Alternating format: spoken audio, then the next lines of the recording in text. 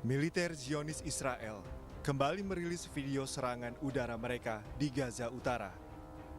Israel mengklaim serangan ini ditujukan ke fasilitas produksi senjata milik Hamas. Israel mengklaim pemboman dilakukan hari Kamis lalu setelah serangan darat dilancarkan dalam waktu 12 jam.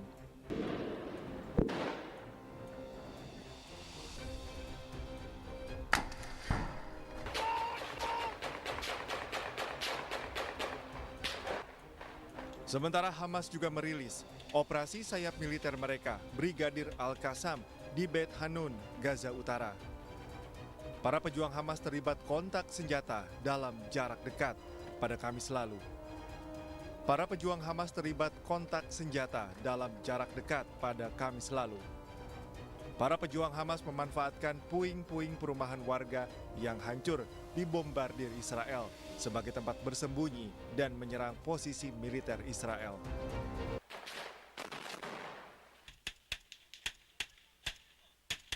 Pertempuran ini diklaim Hamas sebagai serangan balik atas bangunan yang telah diduduki dan dikuasai militer Israel dalam beberapa hari terakhir. Sejak pecah perang antara Hamas dan Israel di jalur Gaza 7 Oktober lalu, jumlah korban jiwa terus meningkat. Kementerian Kesehatan Palestina menyebut sudah 11.470 warga Palestina meninggal dunia dan 2.700 diantaranya dilaporkan hilang, diduga terjebak di antara reruntuhan. Dari total korban meninggal atau hilang, 2/3-nya merupakan anak-anak dan wanita. Kobaran api membumbung tinggi menghanguskan sebuah bengkel motor di perumahan Citra Indah, Kecamatan Jonggol. Banyaknya material yang mudah terbakar membuat api dengan cepat melahap habis seisi bengkel. 3 unit mobil damkar yang dikerahkan berhasil mencegah api merembet ke bangunan lain. Hingga kini penyebab kebakaran bengkel masih dalam penyelidikan. Tidak ada korban jiwa dalam peristiwa ini, sementara untuk kerugian yang diderita pemilik bengkel diperkirakan mencapai puluhan juta rupiah.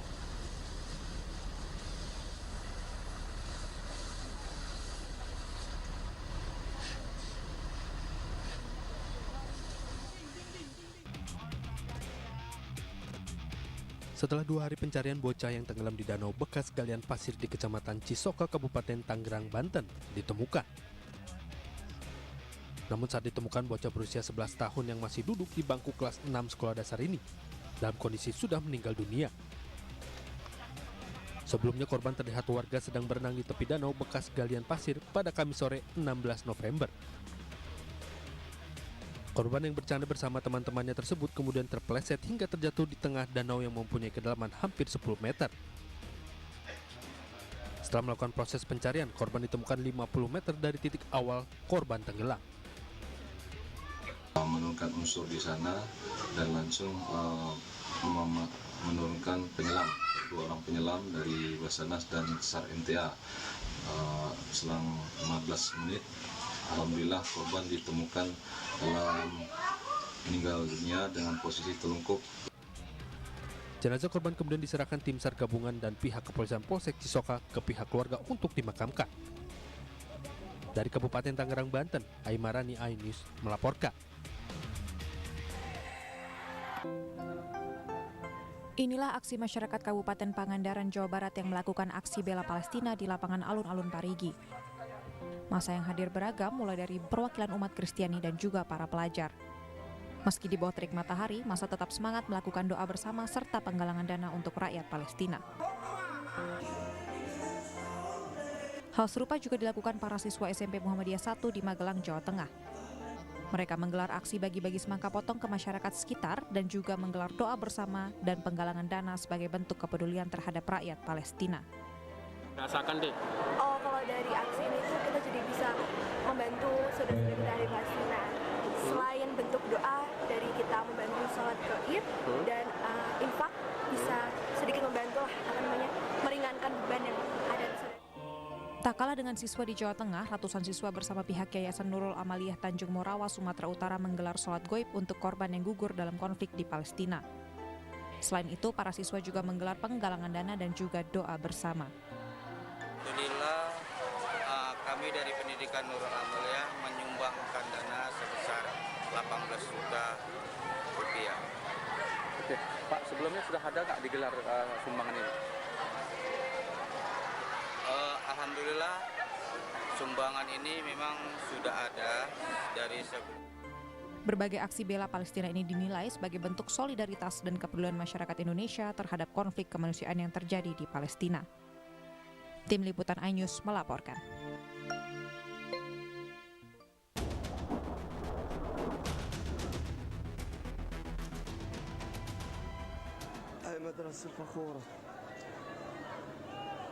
Kementerian Kesehatan Palestina mengatakan setidaknya 50 orang tewas dalam serangan bom yang dijatuhkan pasukan Israel Sabtu dini hari di sekolah Al-Fakhura yang berlokasi di kamp pengungsi Jabalia, Gaza Utara. Mayat-mayat bergelimpangan dan tim medis berusaha mengevakuasi korban-korban luka. Berlanjutnya pertempuran di tengah serangan darat Israel ke Gaza Utara menjadikan banyak warga Palestina mengungsi ke sekolah-sekolah yang dikelola PBB di sekitar Rumah Sakit Indonesia untuk mendapatkan perlindungan. Mereka yang berlindung di sekolah Al-Fakhura di kamp pengungsi Jabalia banyak yang memiliki masalah kesehatan dan mengira mereka bisa mencari perlindungan di sana. Sekolah Al-Fakhura sebelumnya pernah beberapa kali diserang tentara Israel. Serangan udara Israel menghancurkan sekolah tersebut pada tahun 2009, 2014, dan awal bulan ini. Fakta bahwa sebuah sekolah yang menampung ribuan orang telah dibom dari udara oleh pasukan Israel dimaksudkan untuk menimbulkan kerusakan, kerugian manusia, penderitaan, dan kematian.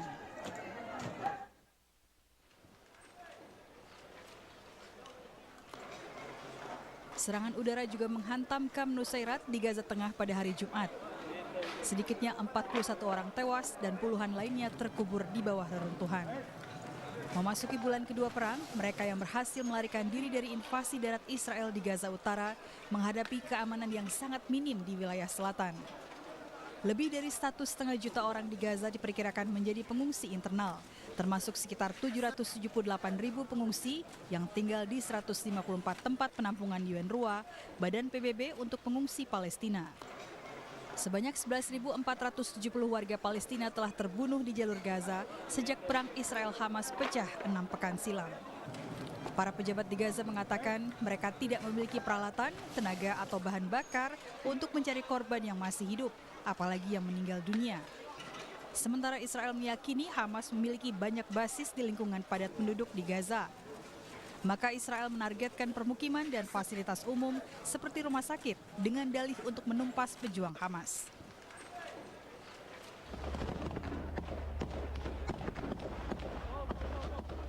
Militer Israel merilis rekaman yang menunjukkan Brigade Golani beroperasi di lingkungan Zaitun di Gaza hari Sabtu.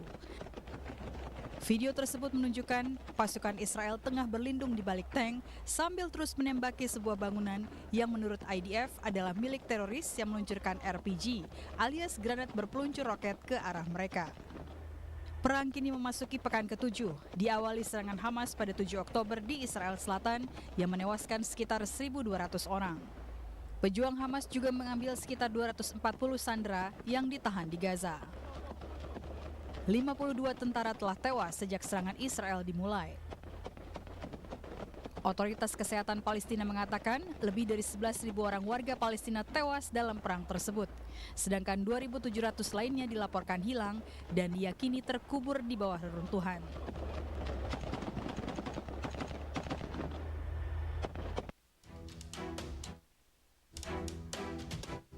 Ahmad Al-Masih, salah satu korban peperangan di jalur Gaza yang diterbangkan ke Uni Emirat Arab. Bocah berusia 2,5 tahun ini kehilangan penglihatan akibat saraf mata kirinya rusak. Ia salah satu anak beruntung karena berhasil keluar dari Gaza melalui pintu perbatasan Mesir-Palestina di Rafah. Pemerintah Uni Emirat Arab berencana merawat 1.000 anak-anak korban perang di Gaza.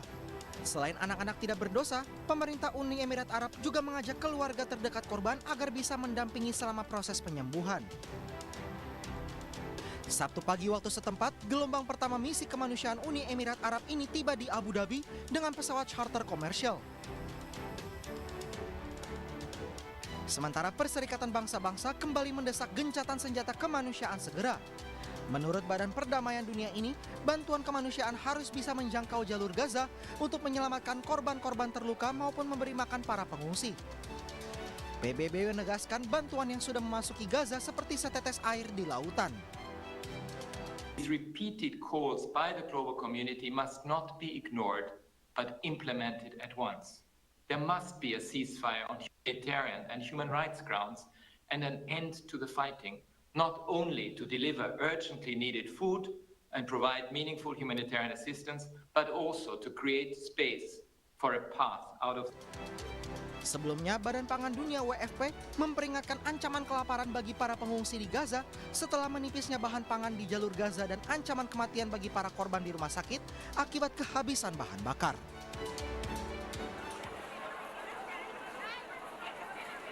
Pangeran Turki Al-Faisal Al Saud yang memimpin Pusat Penelitian dan Studi Islam Raja Faisal mengungkapkan pandangannya mengenai ancaman senjata dan bom nuklir oleh Israel untuk memerangi Hamas. Hal ini disampaikan oleh Al Saud dalam pidato konferensi keamanan tahunan IISS Manama Dialogue di Bahrain hari Sabtu. And let me just make clear, as the Crown Prince said yesterday, I condemn Hamas's barbaric attack on civilians on October 7th. But I must also condemn the equally barbaric and more savage attack of the Israelis on Palestinian civilians, not only in Gaza, but also in the West Bank. Dalam pidatonya, Pangeran Saudi mengutuk serangan Hamas pada 7 Oktober terhadap Israel. Namun ia juga mengecam apa yang digambarkan sebagai serangan Israel yang sama biadab dan bahkan lebih biadab terhadap warga sipil Palestina, tidak hanya di Gaza, namun juga di tepi barat. The Israeli nuclear threat is an open invitation to others in the region to pursue this option. We must ponder this recklessness on the part of Israel and not let it pass without reckoning. Manama Dialog edisi ke-19 berlangsung dari tanggal 17 hingga 19 November 2023. PBB telah memperingatkan bahwa 2,3 juta penduduk Gaza sangat kekurangan makanan dan air. Namun belum jelas kapan Badan Pengungsi Palestina atau UNRWA akan dapat melanjutkan pengiriman bantuan yang ditunda pada hari Jumat.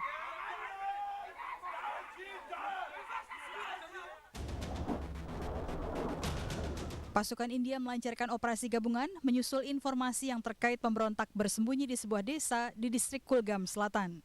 Pengepungan tersebut menyebabkan baku tembak yang berlanjut hingga hari Jumat. Polisi mengatakan 5 militan tewas dan mereka terlibat dalam beberapa serangan terhadap pasukan pemerintah dan pembunuhan warga sipil. Sementara seorang saksi mata mengaku menyaksikan tentara menghancurkan 2 rumah warga sipil dengan bahan peledak selama pertempuran berlangsung, sebuah taktik anti-militan yang umum digunakan oleh pasukan India di Kashmir.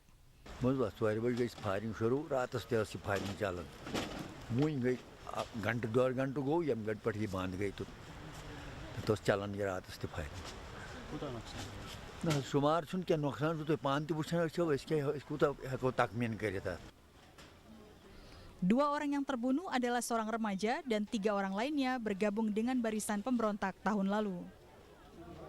Operasi penumpasan pemberontak ini terjadi 2 bulan setelah pertempuran besar di dekat Anantnag yang menewaskan 3 tentara India, termasuk seorang komandan dan wakilnya serta seorang petugas polisi. 2 militan tewas dalam operasi selama sepekan tersebut.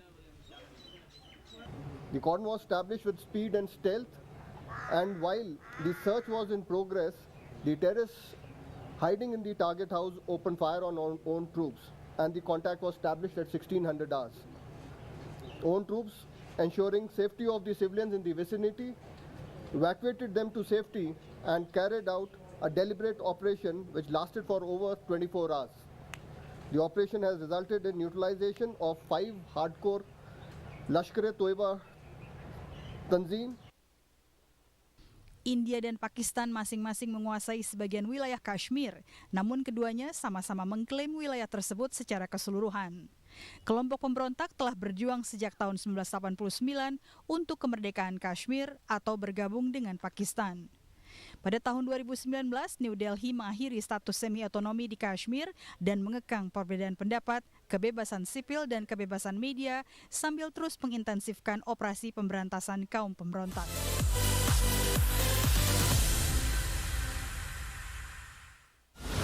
Menyoroti kecurangan. PTS ini bukan soal korupsi. Itu ditemukan, itu fakta yang ditemukan di lapangan. Menyuarakan keadilan. Melarikan diri melalui sungai. Wilayah tidak tersentuh oleh negara. Laporan mendalam dan eksklusif. Saya akan tunjukkan kepada Anda. Mario Dandi, rebutan perempuan, gimana Ken? AB Plus setiap minggu pukul 8 pagi di iNews. Saya Aiman Wicaksono. Saya akan mengupas tuntas malam ini. Saya mendapatkan kesempatan secara eksklusif. Bismillah, walaupun itu teman. 4 miliar dalam 1 jam itu nggak sulit. Betul. The Prime Show with Aiman setiap Rabu pukul 8:30 malam. Saya Prabowo Revolusi, kita berbagi cerita. Rupanya konspirasi itu ini. Oh iya. Apakah jadi capres? Kita setuju. Sebetulnya saya ini untuk menjadi presiden, saya harus siap. Konspirasi Prabu setiap Rabu pukul 9:30 malam.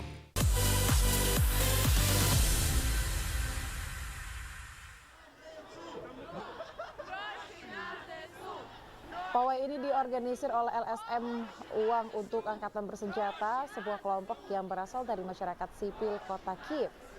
Mereka mendesak pemerintah agar mengalihkan pengeluaran dana untuk angkatan bersenjata. Para pendemo mengibarkan bendera raksasa Ukraina saat mereka berjalan menuju Biara Kubah Mas Saint Michael. Di sini mereka berhenti untuk memberi penghormatan kepada tentara Ukraina yang gugur.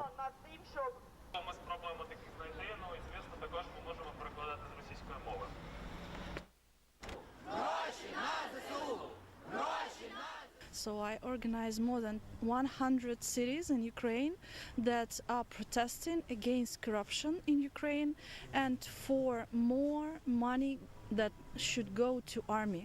So the first priority of our budget as local budget and central budget, they should go to... We just want our government to spend more money for our army in the wartime.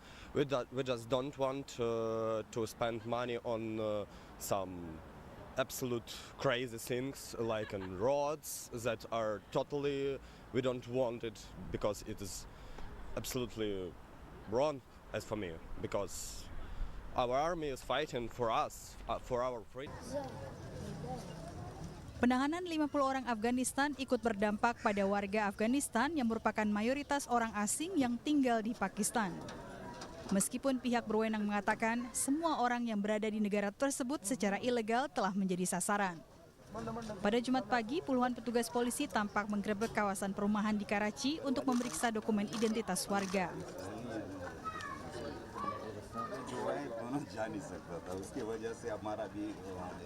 We searched over 100 houses and 50 people whose documentation could not be ascertained are here with us.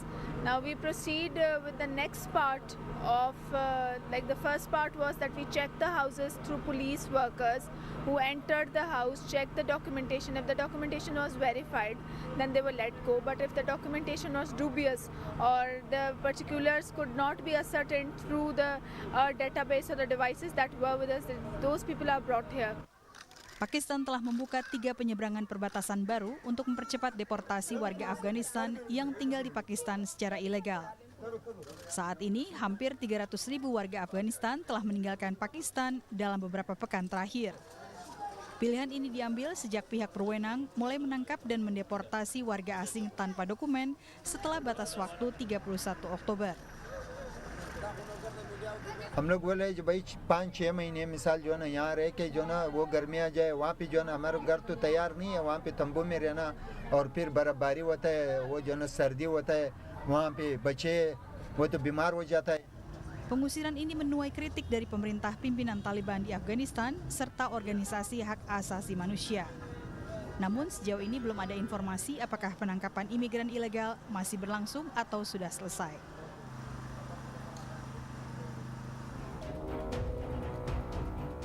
Militer Zionis Israel kembali merilis video serangan udara mereka di Gaza Utara. Israel mengklaim serangan ini ditujukan ke fasilitas produksi senjata milik Hamas.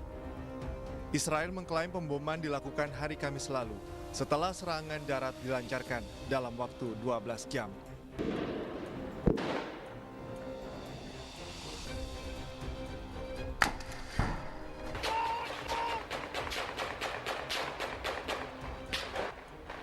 Sementara Hamas juga merilis operasi sayap militer mereka, Brigadir Al-Qassam, di Beit Hanun, Gaza Utara. Para pejuang Hamas terlibat kontak senjata dalam jarak dekat pada Kamis lalu. Para pejuang Hamas terlibat kontak senjata dalam jarak dekat pada Kamis lalu. Para pejuang Hamas memanfaatkan puing-puing perumahan warga yang hancur dibombardir Israel sebagai tempat bersembunyi dan menyerang posisi militer Israel.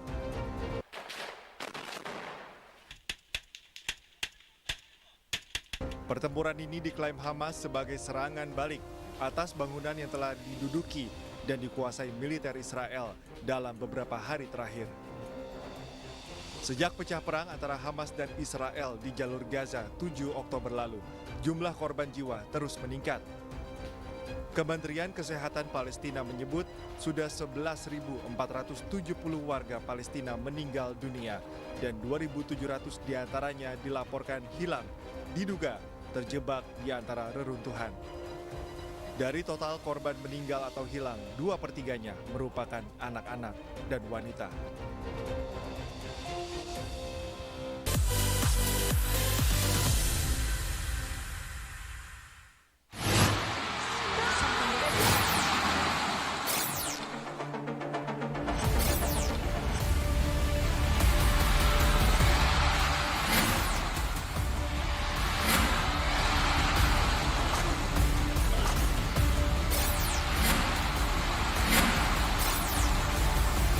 BWF ASEAN Tour 2023 live iNews, New Home of Badminton.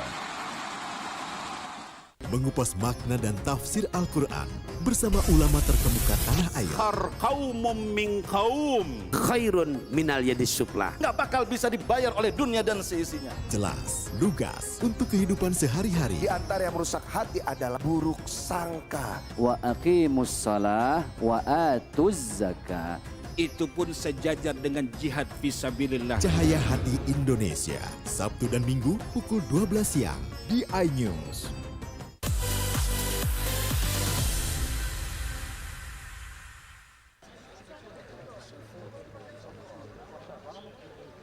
Kerabat dari puluhan sandera Hamas ini memulai perjalanan keempat pada hari Jumat dari total perjalanan 5 hari dari Tel Aviv menuju Yerusalem untuk menyerukan pemerintah Israel agar membebaskan sekitar 240 sandera. Para pengunjuk rasa menempuh jarak 70 km menuju kantor Netanyahu, menyerukan kepadanya dan kabinet perang Israel agar berbuat lebih banyak demi menyelamatkan para sandera alias orang-orang yang mereka cintai. Para pengunjuk rasa mendesak kabinet perang untuk mendapatkan informasi lebih lanjut mengenai keberadaan para sandera dan mempertimbangkan kesepakatan gencatan senjata atau pertukaran tahanan. Hamas telah menawarkan pembebasan semua sandera dengan imbalan sekitar 6.000 tahanan Palestina yang ditahan di penjara-penjara Israel. Namun kabinet perang Israel menolak usulan ini. Kabinet perang Israel juga dengan tegas menentang perjanjian gencatan senjata apapun. 4 sandera telah dibebaskan melalui diplomasi internasional yang melibatkan Qatar. Sementara sandera kelima berhasil diselamatkan oleh pasukan Israel dan 2 sandera meninggal dunia.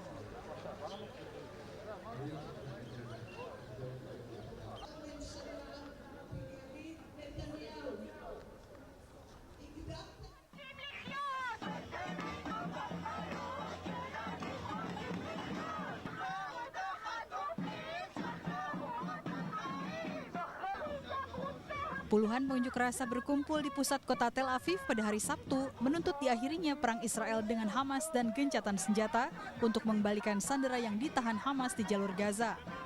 Aksi protes ini disetujui oleh otoritas Israel pada menit-menit terakhir dan diadakan pada hari Sabtu saat banyak orang Yahudi merayakan Hari Tenang. Today we are here to protest for a long-ending solutions for all civilians here. for Israelis in the Gaza envelope and for Palestinian civilians inside Gaza. We think that this war will only bring to more and more murder and will not bring safety to any of us. We are here to call for a ceasefire, a return of the hostages, and a long-ending solution to this conflict. Perang yang kini memasuki pekan ke-7 dipicu oleh serangan Hamas pada 7 Oktober di Israel Selatan, menewaskan sekitar 1.200 orang. Di Gaza, lebih dari 11.500 warga Palestina juga tewas dalam serangan balasan Israel. 2.700 lainnya dilaporkan hilang. 2/3 dari jumlah korban tewas adalah kaum perempuan dan anak-anak. Perang Israel-Hamas di sisi lain mengaburkan proses tuntutan hukum atas kasus korupsi dan suap Perdana Menteri Israel Benjamin Netanyahu.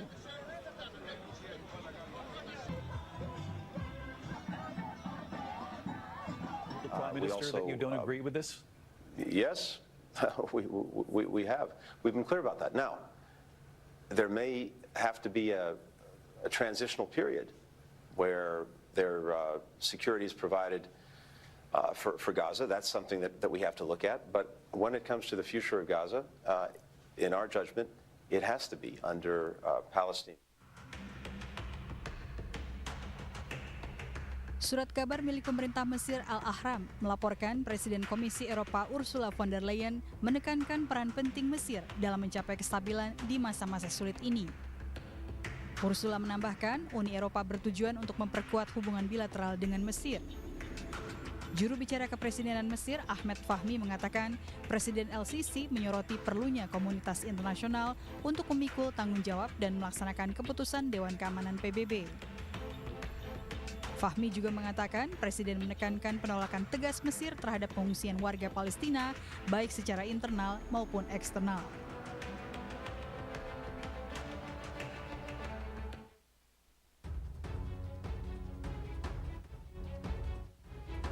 Sementara itu, Presiden Komisi Eropa Ursula von der Leyen mengatakan Mesir benar-benar memberikan bantuan bagi Gaza. Saat berbicara di El Arish, ia juga berterima kasih kepada pihak berwenang Mesir yang telah memastikan akses kemanusiaan ke Gaza melalui Rafah dan dengan cepat mendirikan pusat El Arish untuk menimbun pasokan penting. I want to thank the Egyptian authorities, you personally, Governor, for ensuring humanitarian access to and from Gaza via Rafah, and for quickly setting up the El Arish hub to stockpile vital supplies. Egypt is truly providing a lifeline to Gaza, and the European Union is making full use of this lifeline to address the humanitarian needs in Gaza. Indeed, we are the largest donor to the Palestinian people and one of the main and most reliable donors to UNRWA.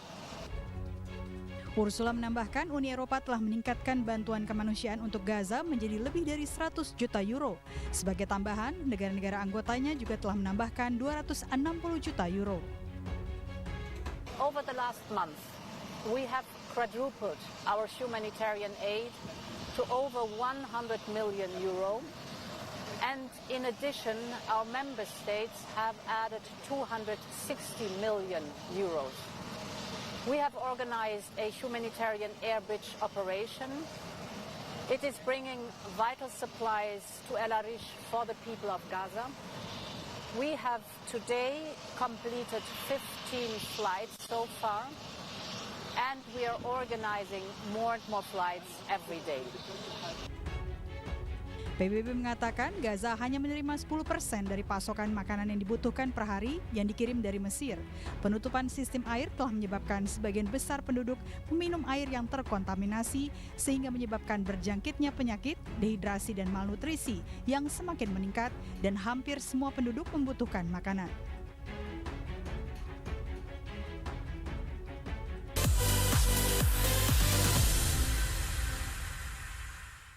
Mengupas makna dan tafsir Al-Quran bersama ulama terkemuka tanah air. Kaum min kaum khairun minal yadis sufla. Nggak bakal bisa dibayar oleh dunia dan seisinya. Jelas, lugas untuk kehidupan sehari-hari. Di antara yang merusak hati adalah buruk sangka. Wa aqimus shalah wa atuz zakah. Itu pun sejajar dengan jihad fisabilillah. Cahaya Hati Indonesia, Sabtu dan Minggu pukul 12 siang di iNews.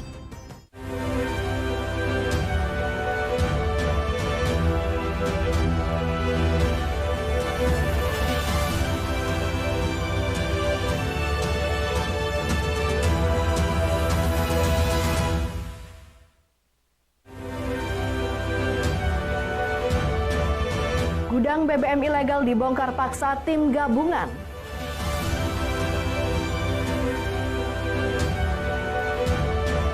Kejaksaan tahan di Rut Perusda Muara Enim.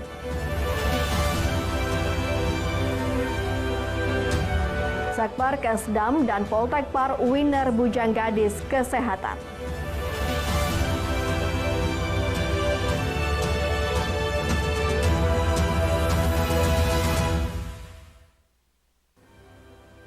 Assalamualaikum warahmatullahi wabarakatuh. Apa kabar Anda pemirsa? Kembali Anda menyaksikan Anyus Sumsel edisi hari ini. Dan tentunya selain 3 informasi menarik tadi, kami juga akan hadirkan beragam informasi menarik lainnya bersama saya, Anggun Prisma.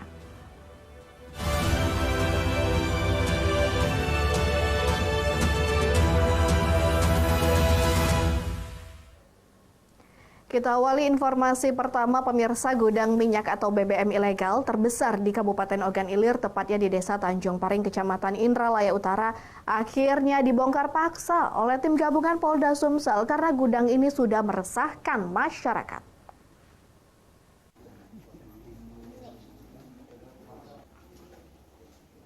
Pembongkaran paksa gudang BBM ilegal itu berawal dari laporan masyarakat ke bantuan polisi Polda Sumsel karena merasa resah atas keberadaan gudang minyak itu. Ironisnya, gudang minyak ini lokasinya justru tidak jauh dari Mapolres Ogan Ilir. Berjarak lebih kurang hanya 1 km. Awalnya tim gabungan mengalami kesulitan dalam melaksanakan pembongkaran terhadap gudang minyak yang diketahui sudah beroperasi belasan tahun ini. Omset yang didapat pun miliaran rupiah per bulan. Tim gabungan mencoba membongkar paksa melalui pintu gudang yang tergembok dengan sebuah godam. Gudang penuh dengan tetmon segi 4 warna putih yang berjumlah ratusan berisi minyak. Selain itu juga banyak ditemukan tangki berukuran besar dengan kapasitas mulai dari 5 ton, 9 ton, 10 ton, 16 ton, bahkan 48 ton. Petugas juga mengumpulkan alat-alat bukti lain seperti mesin pompa, cat pump, dan alat pengukur. Panpol, bantuan polisi yang ditujukan kepada Kapolda Sumsel, di atas perintah Bapak Kapolda Sumsel kami tindak lanjuti. Ini kami temukan ada gudang minyak BBM ilegal. Jadi di sini TKP-nya ada 2, TKP 1 ada 2 gudang, TKP 2 ada 1 gudang. Untuk di TKP 1, untuk barang bukti yang telah kami amankan, ini cukup banyak, ada ratusan ya. Polisi akan terus melakukan pengembangan penyelidikan hingga tuntas siapa pemilik gudang tersebut karena tidak ada yang mengetahui pemilik gudang ini. Dari Ogan Ilir, Fitriadi, iNews melaporkan. Tersambar percikan api dari arus pendek listrik sebuah gubuk penyimpanan bahan bakar minyak jenis Pertalite di Palembang ludes terbakar. Beruntung tidak ada korban jiwa dalam peristiwa ini.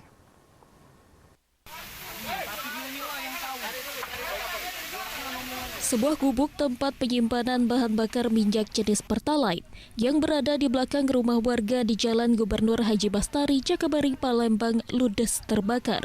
Menurut keterangan awalnya, warga melihat kepulan asap hitam disertai kobaran api dari gubuk. Tak lama berselang, api cepat membesar dan membuat warga panik. Petugas pemadam kebakaran yang mendapat laporan dari warga langsung ke lokasi dengan mengerahkan 5 unit mobil damkar.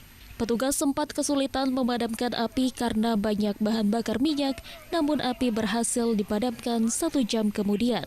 Menurut keterangan Kasat Reskrim Polrestabes Palembang, kebakaran akibat percikan api dari arus pendek listrik yang menyambar 2 derigen BBM yang akan dijual eceran. Gubuk penyimpanan BBM tersebut milik seorang pengusaha Pertamini. Ada 2 derigen yang menyebabkan konsleting listrik yang menyambar ke minyak, di mana minyak itu Pertalite atau bensin, nah sehingga membuat api itu besar. Ada korbannya, Bang? Korban tidak ada. Yang terbakar itu gubuk kecil di belakang itu terbakar. Dari Palembang, Muhammad David, iNews melaporkan. Kejaksaan Negeri Muara Enim kembali melakukan penahanan terhadap 1 orang tersangka tindak pidana korupsi, yakni Direktur Perusahaan Daerah SPME bernama Nofrian Syahregan.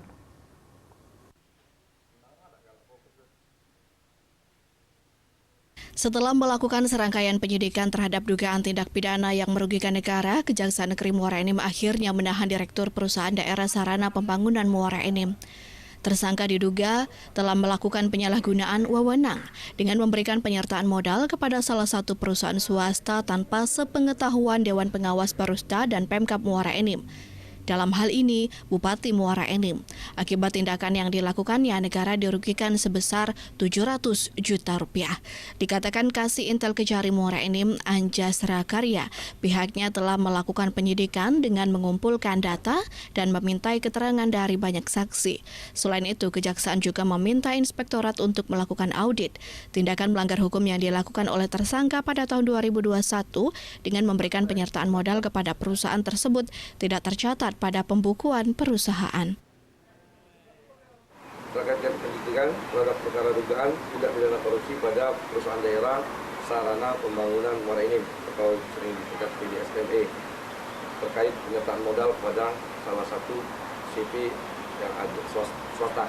Telah menetapkan seorang tersangka dalam perkara ini, yaitu saudara NR yang merupakan direktur pada perusahaan daerah SPME. Tersangka didakwa melanggar pasal 2 ayat 1, junto pasal 18 ayat 1 huruf B, Undang-Undang RI nomor 21 tahun 1999 tentang pemberantasan tindak pidana korupsi dengan ancaman 20 tahun penjara. Dari Muara Enim, Edwin Sasatria iNews melaporkan. Gerakan Pasar Murah, upaya mengendalikan inflasi daerah. Informasinya sesaat lagi.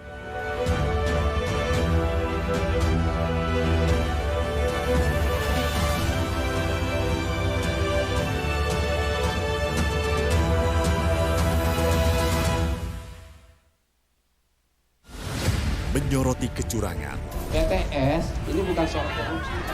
Itu ditemukan, itu fakta yang ditemukan di lapangan. Menyuarakan keadilan, melarikan diri melalui sungai. Wilayah tidak tersentuh oleh negara. Laporan mendalam dan eksklusif. Saya akan tunjukkan kepada Anda. Mario Dandi, rebutan perempuan, gimana Ken? AB Plus setiap minggu pukul 8 pagi di iNews. Saya Aiman Wicaksono. Saya akan mengupas tuntas malam ini. Saya mendapatkan kesempatan secara eksklusif. Bismillah, walaupun itu teman. 4 miliar dalam 1 jam itu nggak sulit. Betul. The Prime Show with Aiman setiap Rabu pukul 8:30 malam. Saya Prabowo Revolusi, kita berbagi cerita. Rupanya konspirasi itu ini. Oh iya. Apakah jadi capres? Kita setuju. Sebetulnya saya ini untuk menjadi presiden, saya harus siap. Konspirasi Prabu setiap Rabu pukul 9:30 malam.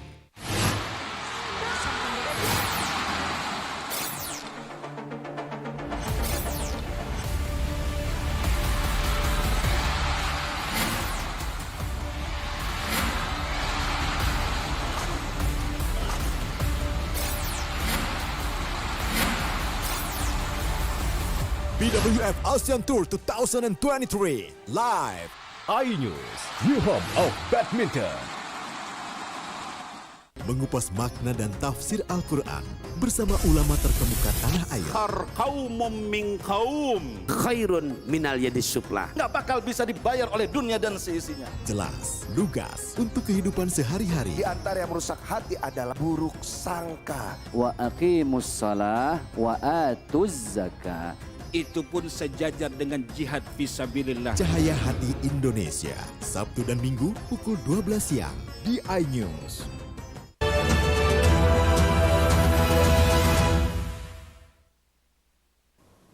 Pemirsa, upaya mengendalikan inflasi daerah di musim banyu asin, Pemkab Muba bekerja sama dengan Bulog menggelar gerakan Pasar Murah.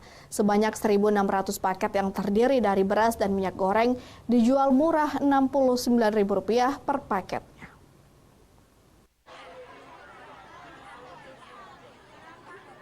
Pejabat Bupati Musi Banyuasin Apriyadi Mahmud bersama sejumlah kepala OPD dan Forkopincap Babat Toman menghadiri kegiatan Gerakan Pasar Murah, program inovasi Pemkab Muba melalui Dinas Ketahanan Pangan Muba dalam menekan inflasi daerah, khususnya di Kabupaten Muba. Di tengah meningkatnya harga kebutuhan pokok seperti harga beras dan minyak goreng, khususnya di Kabupaten Musi Banyuasin untuk meringankan beban masyarakat karena naiknya harga sembako tersebut. Gerakan Pasar Murah ini digelar.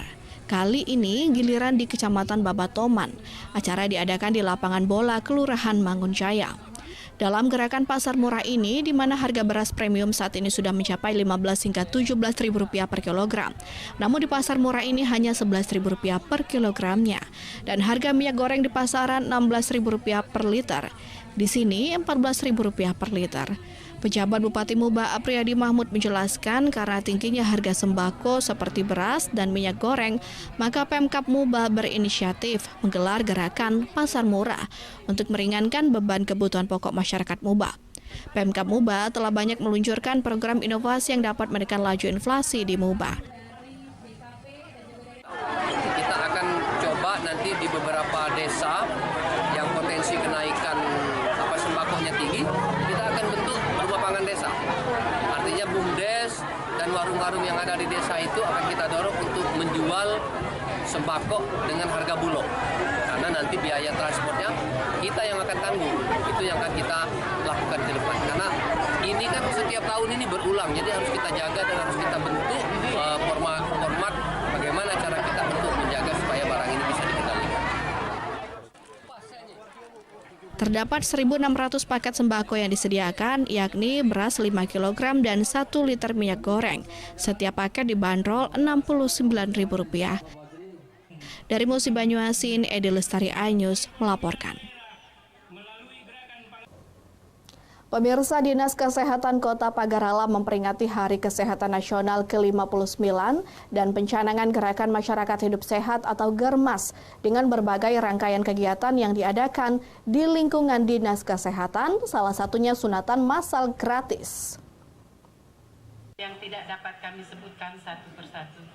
Marilah pertama-tama Indonesia nomor. Dengan tema Transformasi Kesehatan Indonesia Maju dan pencanangan GERMAS Gerakan Masyarakat Hidup Sehat, Dinas Kesehatan Kota Pagar Alam melaksanakan kegiatan HKN di halaman kantor Dinas Kesehatan Kota Pagar Alam Kamis pagi 16 November 2023. Kegiatan ini dihadiri langsung PJ Wali Kota Pagar Alam Lusapta Yuda Kurnia, Sekda Pagar Alam Rano Valesi, Kepala Dinas Kesehatan Desi Alfiani, serta Kepala OPD di lingkungan pemerintah Kota Pagar Alam. Dari rangkaian kegiatan ini, Dinas Kesehatan menggelar sunatan massal gratis dan juga melakukan cek kesehatan. Selain itu juga digelarnya senam bersama OPD dan berbagai perlombaan masak di lingkungan Dinas Kesehatan. PJ Wali Kota Pagar Alam Lusapta Yuda Kurnia sangat mengapresiasi kegiatan Hari Kesehatan Nasional yang digelar di Dinas Kesehatan Wali Kota, berharap ke depannya pelayanan kesehatan langsung turun ke masyarakat untuk melayani masyarakat maupun penurunan stunting zero di Kota Pagar Alam. Kita memang turun menjadi pelayan-pelayan masyarakat di Kota Pagar Alam yang kita cintai ini agar seluruh anak-anak, terutama kesehatan yang sakit ataupun yang gerakan ini menuju anak-anak zero stunting, dan saya berharap juga ini menjadikan Kota Pagar Alam memang Kota Pagar Alam yang memang sejuk dan sehat. Kepala Dinas Kesehatan Kota Pagar Alam Desi Alfiani mengatakan, tenaga kesehatan terus berupaya memberikan pelayanan yang baik dan prima kepada masyarakat, terutama dalam penurunan angka stunting di Kota Pagar Alam.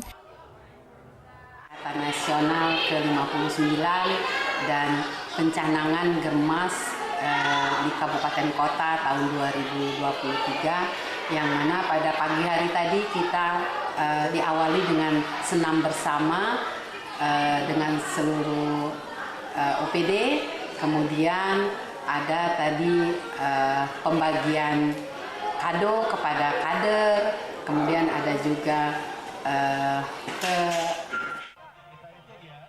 Dari Pagar Alam, Yudi Faiman iNews melaporkan.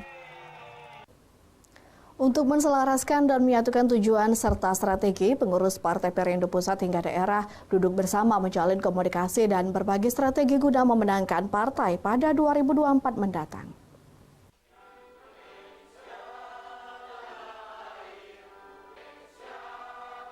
Partai Persatuan Indonesia atau yang biasa dikenal Partai Perindo berkomitmen memenangkan kontestasi pemilu pada 2024 mendatang. Untuk itu, koordinasi dan komunikasi intens dilakukan oleh partai mulai dari tingkat bawah hingga pusat. Salah satu yang dilakukan adalah melakukan konsolidasi dan komunikasi, juga mengatur strategi agar bisa meraih kemenangan baik itu di daerah maupun pusat. Melalui pengurus pusat yang datang ke daerah, strategi diberikan agar kemenangan bisa diraih dengan keselarasan strategi. Ike Juliastiati, juru bicara Partai Perindo mengatakan, saat ini partai terus melakukan koordinasi dan komunikasi, baik itu dengan kader maupun dengan para caleg. Upaya ini dilakukan agar setiap caleg baik itu daerah maupun pusat memiliki tujuan dan strategi yang sama. Hal-hal yang perlu diprioritaskan juga ditekankan kepada para caleg dan kader. Diharapkan dengan komunikasi yang terjalin dari tingkat bawah ini, kemenangan partai bisa diraih. Selain itu, dengan strategi yang telah disampaikan dan diberikan kepada para caleg, kemenangan baik di daerah maupun pusat benar bisa maksimal. Selain itu, konsolidasi ini juga diharapkan bisa memberikan kepercayaan diri yang tinggi kepada para caleg khususnya agar bisa berjuang secara maksimal dan membuahkan hasil yang diharapkan. Untuk meraih kemenangan di pemilu 2024, mulai dari caleg DPR, DPRD provinsi dan DPRD kabupaten maupun pengurus DPW, DPP hingga DPD. Nah, di sini kita akan bertemu untuk meramu untuk meraih dengan cara tadi ya strategi-strategi yang sudah kita bahas yang tidak mungkin kita sampaikan ke luar atau ke publik gitu ya. Dan jelas dengan strategi yang sudah saya sampaikan tadi, kita optimis dapat meraih kemenangan di pemilu. Ketua DPP Perindo bidang ESDM Andi Asmara mengatakan, dengan adanya pertemuan dan juga konsolidasi, kekuatan partai akan semakin bertambah, serta keberhasilan untuk menanamkan ideologi partai secara masif bisa terwujud. Dari Muara Enim, Edwin Sasatria iNews melaporkan. Kami hadirkan informasi Sekpar Kesdam dan Poltekpar, winner Bujang Gadis Kesehatan, sesaat lagi.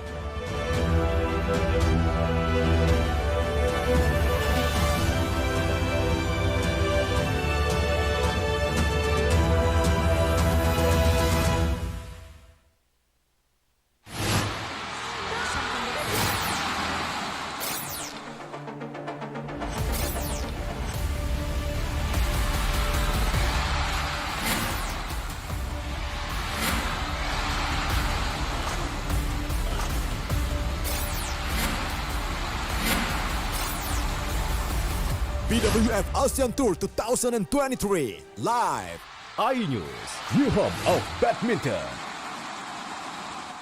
Mengupas makna dan tafsir Al-Quran bersama ulama terkemuka tanah air. Kaum min kaum khairun minal yadis sufla. Nggak bakal bisa dibayar oleh dunia dan seisinya. Jelas, lugas untuk kehidupan sehari-hari. Di antara yang merusak hati adalah buruk sangka. Wa aqimus shalah wa atuz zakah. Itu pun sejajar dengan jihad fisabilillah. Cahaya Hati Indonesia, Sabtu dan Minggu pukul 12 siang di iNews. Tuduhan saya menerima 27 miliar. Yang menghina saya, mencaci maki saya. Hukum di negeri ini yang kalau nggak dikawal penipuan dan legal berkedok rumah kasus mega korupsi dipicu terkait masalah. Jangan bilang Anda tidak tahu karena kami sudah memberitahukannya. iNews File Sabtu dan Minggu pukul 9 pagi. Menyoroti kecurangan. PTS ini bukan soal korupsi. Itu ditemukan, itu fakta yang ditemukan di lapangan. Menyuarakan keadilan. Melarikan diri melalui sungai. Wilayah tidak tersentuh oleh negara. Laporan mendalam dan eksklusif. Saya akan tunjukkan kepada Anda. Mario Dandi, rebutan perempuan, gimana Ken?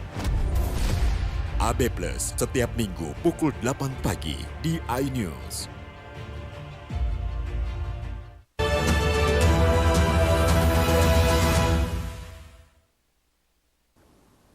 Pemirsa, pemerintah Kabupaten Muara Enim menggelar UMKM Koperasi Expo. Gebiar UMKM Koperasi Expo yang dilaksanakan di pelataran GOR Pancasila diharapkan bisa memberikan akses promosi dan meningkatkan perekonomian masyarakat, khususnya para pengusaha kecil.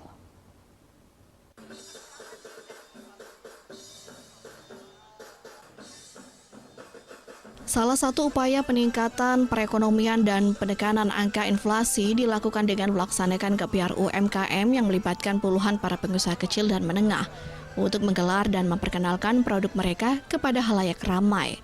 Diharapkan nantinya para penggiat UMKM ini bisa mendapatkan dampak positif dari pelaksanaan acara. Pada pelaksanaan gebiar UMKM kali ini, pemerintah Kabupaten Muara Enim telah menyiapkan stand untuk para pedagang dalam menggelar produknya. Tidak hanya para pedagang kecil, keterlibatan siswa sekolah dan juga mahasiswa yang memiliki minat berdagang dan memiliki produk juga ikut dalam kegiatan tersebut. PJ Bupati Muara Enim Ahmad Rizali mengatakan mengharapkan kegiatan ini dapat meningkatkan ekonomi masyarakat sekaligus menjadi sarana promosi serta wadah pertemuan antara pelaku UMKM untuk saling bertukar informasi mengenai produk-produk unggulan dari masing-masing daerah. Semua kegiatan ini dalam rangka kegiatan pengendalian inflasi ya. Di Muara Enim cukup bagus, inflasi kita terkendali di sekitar 2,7 ya. Itu jauh di bawah ketentuan nasional 3% ya. Karena itu nanti mereka bisa berkembang sendiri ya. Karena bisnis juga kompetitif, tidak bisa selalu didorong. Kalau mereka Bupati berharap kegiatan tersebut dapat menjadi pemantik khususnya sektor UMKM untuk tumbuh dan maju melalui upaya-upaya kreatif dengan mengangkat potensi lokal yang beragam dan inovatif sehingga harapan UMK unggul naik kelas go internasional dapat tercapai. Dari Muara Enim, Edwin Sasatria Ayus melaporkan. Ke informasi selanjutnya, pemirsa, 15 pasang finalis yang telah melalui babak penyisihan berkompetisi di panggung megah Grand Final Bujang Gadis Kesehatan 2023. Perwakilan Sekolah Keperawatan Kasdam 2 Sriwijaya dan Poltekpar terpilih sebagai the winner yang nantinya akan menjadi role model kesehatan masyarakat Kota Palembang.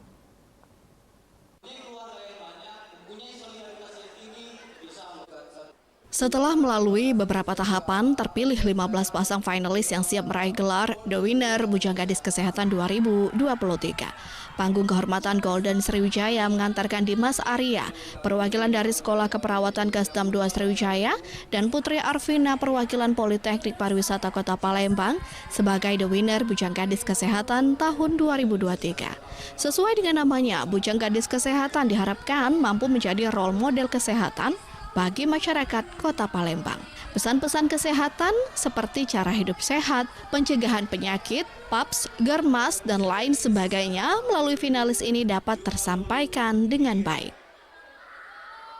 Tujuan didirikannya organisasi ini ataupun pageant ini merupakan tempat ataupun wadah anak-anak muda untuk senantiasa belajar dan menjadi orang-orang ataupun pemuda yang bermanfaat bagi masyarakat banyak. Fungsi penting dari Bujang Gadis Kesehatan Kota Palembang adalah mereka merupakan salah satu atau mungkin satu-satunya role model kesehatan masyarakat di Kota Palembang.